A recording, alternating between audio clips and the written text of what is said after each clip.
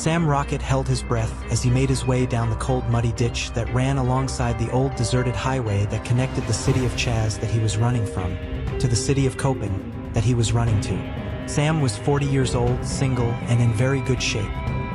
He had pale blonde hair that was lightly layered and almost reached his shoulders, and electric blue eyes. Had this been another time, Sam would have had his pick and his fill of women, but after World War IV ravaged the earth in 3022, nothing that was possible before was possible now. I swear there is sewage in this ditch, and that they do it purposely. Sam cursed to himself as he shivered from the cold mud and the chill in the night air. He looked up at the full moon and then looked around. It was just after midnight. The night was unusually cold for the month of October in the Southern California desert area. A slight fog crept along the roadway. The city lights illuminated the highway and the field to Sam's right. Sam looked at the field carefully. He wanted to make sure that he was not being followed by anyone.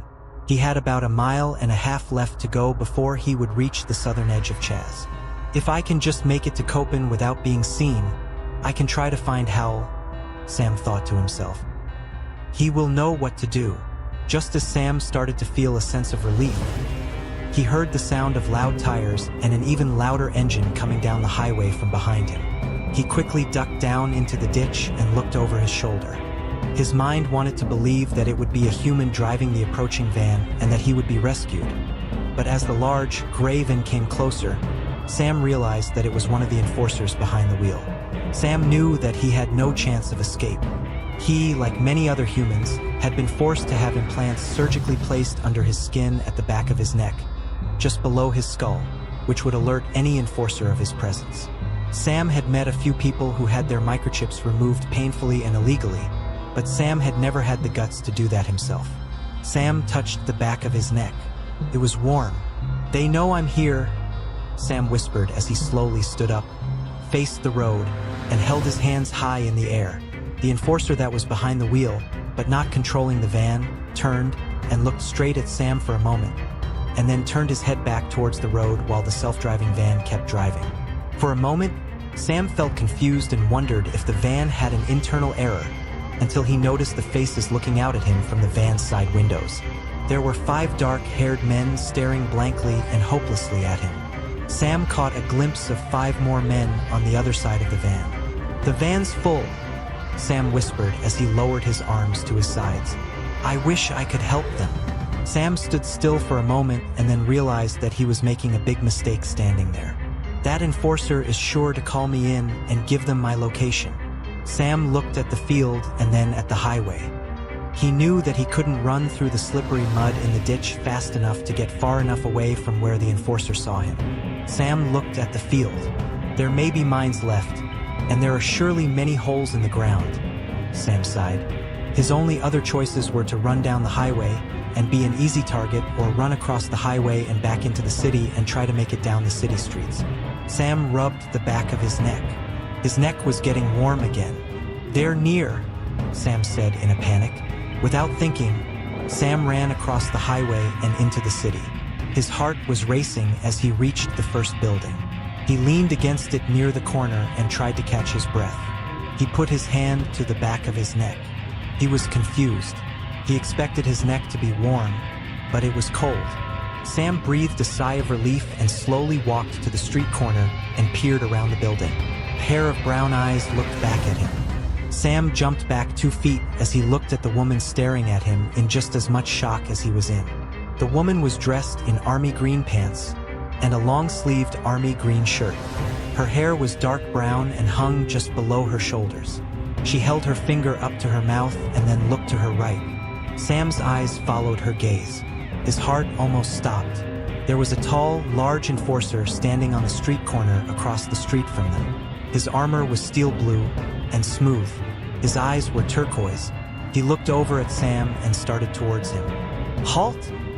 the woman shouted as she held her right hand up and grabbed Sam's right arm with her left hand.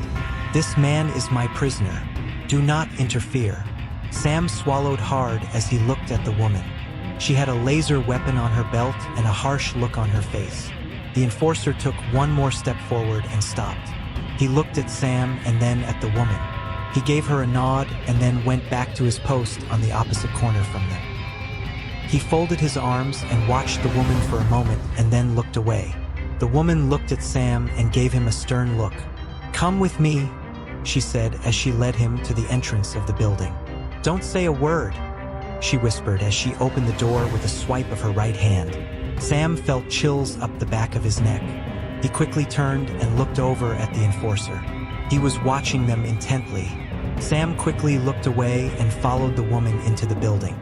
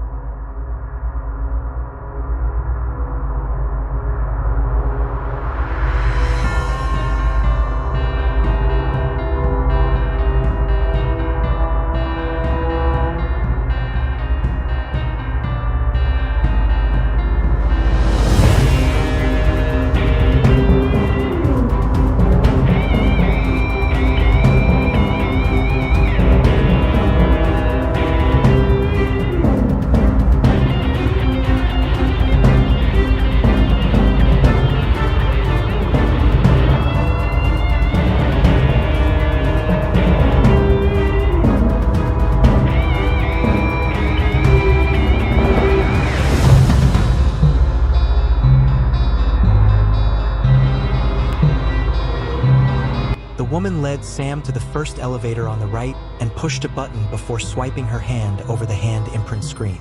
Sam felt sick to his stomach. The elevator doors opened. The elevator was empty. The woman kept a firm grip on his right arm. Sam touched the back of his neck with his left hand. He didn't understand why his microchip had become cold when an enforcer had been around. The woman hit the button for the basement. The elevator doors closed with a bang. Sam's mouth and throat were dry. It was difficult to swallow. He glanced over at the woman. She was staring at the elevator doors.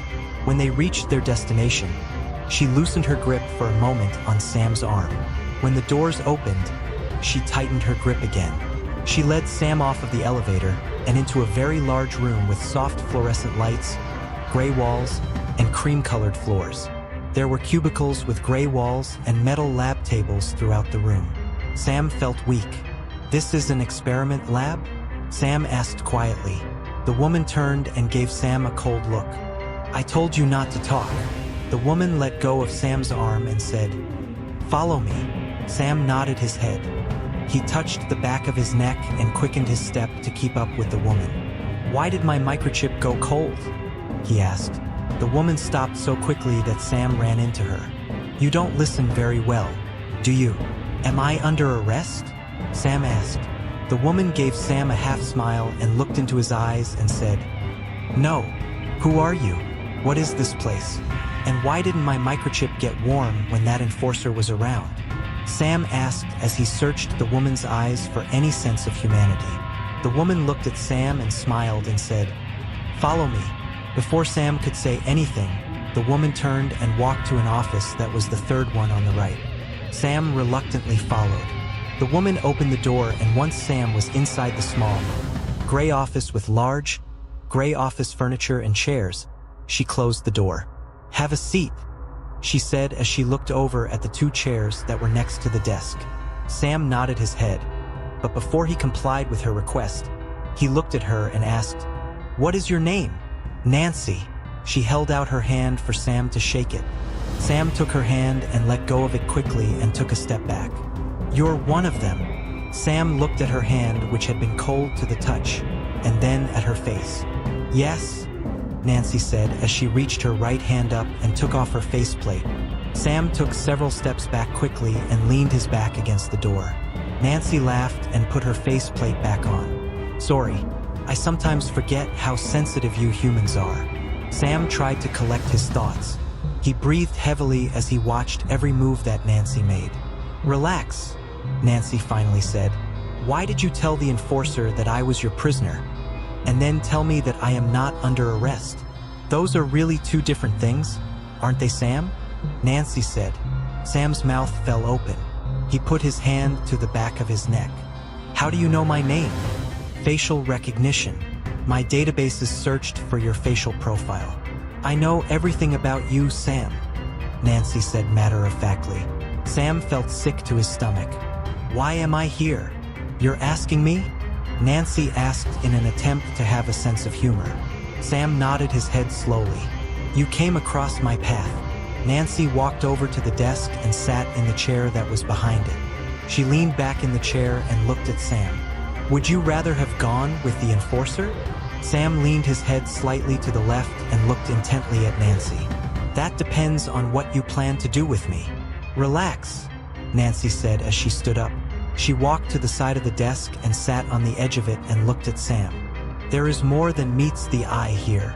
Oh, Sam asked. He was starting to relax a little. Not all androids are bad, Sam. Sam looked at Nancy's expression and raised his right eyebrow. Nancy was so well made that he couldn't see any flaw in her making. Tell me more, Sam said as he folded his arms and tilted his chin up slightly. Nancy stood up and walked over to Sam. She stood close to him and looked into his eyes. Most of us are programmed to be good. A few were reprogrammed to be on the other side. Perhaps it's our good programming, or perhaps it's because we look like humans. Who knows?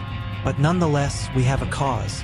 To fight to keep humans on the earth. Sam's mouth dropped open. How can I trust that what you are telling me is true? Nancy gave Sam a faint smile and a single nod of her head. Follow me, she said as she brushed past Sam and opened the office door.